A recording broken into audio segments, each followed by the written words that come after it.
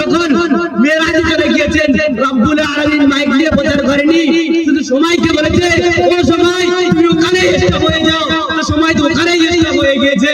তাই আজ আমি বলবো যে আজ আমি আপনি যার মর্যাদা নিয়ে বলে আছি, সে আমার আপনার কিয়ামতের পাশে থাকবে না, সে আমার আপনার বাড়িতে পাশে থাকবে, তার মর্যাদা নিয়ে।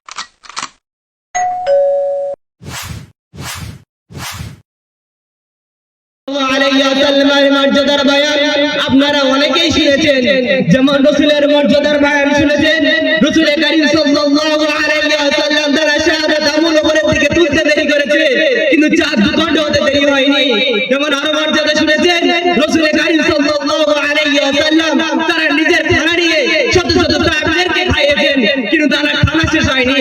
তেমনই একটি মর্যাদা আপনাদের সম্মুখে পেশ করবে ইনশাআল্লাহ।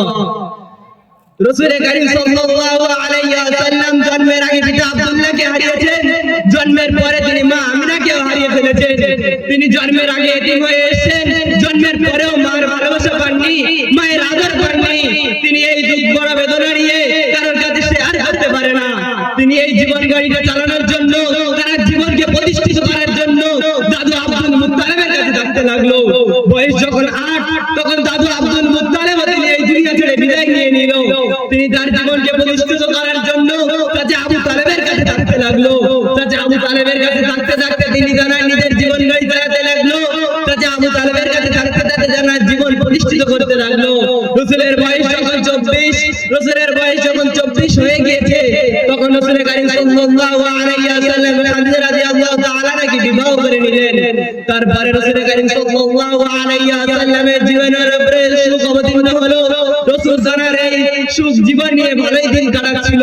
তিনি যখন তায়েফবাসীদের কাছে দাওয়াত পৌঁছে দিয়ে যখন নিজের বাড়িতে ফিরে আসতো, খাদিজা রাদিয়াল্লাহু তাআলা জান প্রাণ দিয়ে তাকে খিদমত করতেন।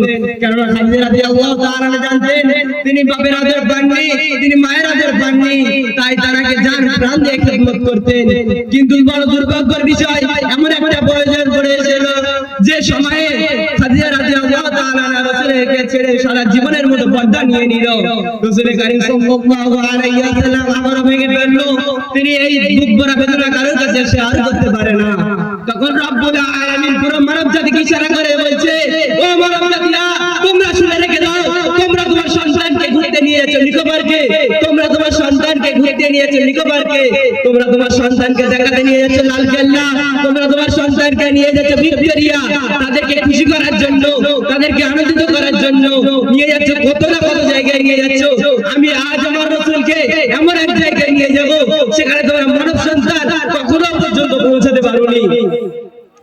যখন রাসূল কারীম সাল্লাল্লাহু আলাইহি ওয়াসাল্লাম এই বুক ভরা বেদনা দেখে রব্বুল আলামিন বললেন, তখন রাসূলের সাথে সরাসরি দিদার করার প্রয়োজন করলেন। তখন রাসূল কারীম সাল্লাল্লাহু আলাইহি ওয়াসাল্লাম রব্বুল আলামিনের সাথে সরাসরি দিদার করে নিলেন। যখন সেখানে মেরাজে চলে গেলেন, মেরাজ থেকে আমরা আপনার জন্য নামাজকে হাদিয়া নিয়ে ফিরে এলো। এসে দেখছে যে দরজা দিয়ে বার হয়ে গিয়েছে, সেই দরজার বেলা তখনও পর্যন্ত নড়ে, যে পানি দিয়ে উযু করে গিয়েছে সেই পানি তখনও পর্যন্ত গড়িয়ে যায়। তাই আজ আমি এখানে বলবো, যদি এখানে এই জায়গায় কোনো বড় এমএলএ আসতো, তার জন্য বলা হতো, তার মর্যাদা দেওয়ার জন্য বলা হতো, রাস্তায় পাবলিক চলা বন্ধ করে দেওয়া হতো, রাস্তায় গাড়ি ঘোড়া চলাকে বন্ধ করে দেওয়া হতো, তার মর্যাদা দেওয়ার জন্য রাস্তার দোকানগুলো বন্ধ করে দেওয়া হতো। কিন্তু তার মর্যাদা সম্পর্কে কিছু জানতো না, যে তাও পর্যন্ত ওই রাস্তায় কোনো না কোনো পাবলিক চলতো, তবুও পর্যন্ত কোনো না কোনো গাড়ি চালাক সেই রাস্তায় গাড়ি চালাতো। রাসূলকে মর্যাদা দেওয়ার জন্য রব্বুল আলামিন সময়কে বলেছে, ও সময় তুমি ওখানেই স্টপ হয়ে যাও, তো সময় ওখানেই স্টপ হয়ে গিয়েছে। এসে দেখেছে সেই বাড়া তখনো পর্যন্ত নড়ছে, এসে দেখেছে সেই পানি তখনো পর্যন্ত গড়িয়ে যাচ্ছে। আজ আমি আপনি কার মর্যাদা নিয়ে পড়ে আছি?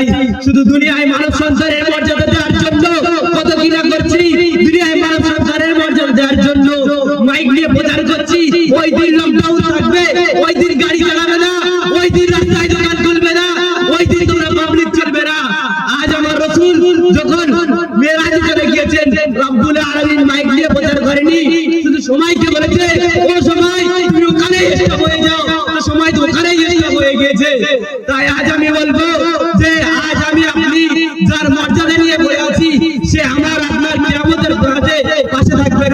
সেই আমার আপনার বাড়িতে পাশে থাকবে তার মর্যাদা নিয়ে আমি আপনি পড়ে থাকি।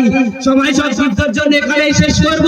তার আগে রব্বুল আলামিনের কাছে কি ফরিয়াদ রাখি, ইয়া রব্বাল আলামিন, তুমি আমাদের আত্মাকে সকলেকে রাসূলের সুন্নাত নিজের কলবের মধ্যে জিন্দা করো। রাসূল যে রাস্তায় চলতে বলেছে সেই রাস্তায় নিজের জীবন গড়ে চলার তৌফিক দান করো। সমস্ত মানব জাতির কাছে আমার একটাই রিকোয়েস্ট, এই মানব জাতিরা তোমরা সময় সংক্ষিপ্তের জন্য এখানেই শেষ করব। তার আগে রব্বুল আলামিনের কাছে কি ফরিয়াদ রাখি, ইয়া রব্বাল আলামিন, তুমি আমাদের আত্মাকে সকলেকে রাসূলের সুন্নাত নিজের কলবের মধ্যে জিন্দা করো। রাসূল যে রাস্তায় চলতে বলেছে সেই রাস্তায় নিজের জীবন গড়ে চলার তৌফিক দান করো। সমস্ত মানব জাতির কাছে আমার একটাই রিকোয়েস্ট, এই মানব জাতিরা তোমরা রাসূলের সুন্নাতকে নিজের কলবের মধ্যে আনার চেষ্টা করো। রাসূল যে রাস্তায় চলতে বলেছে সেই রাস্তায় নিজের জীবন গড়ে চালিত করো। আখিরি দাওয়ানা আলহামদুলিল্লাহি রাব্বিল আলামিন। আসসালামু আলাইকুম ওয়া রাহমাতুল্লাহি ওয়া বারাকাতুহু।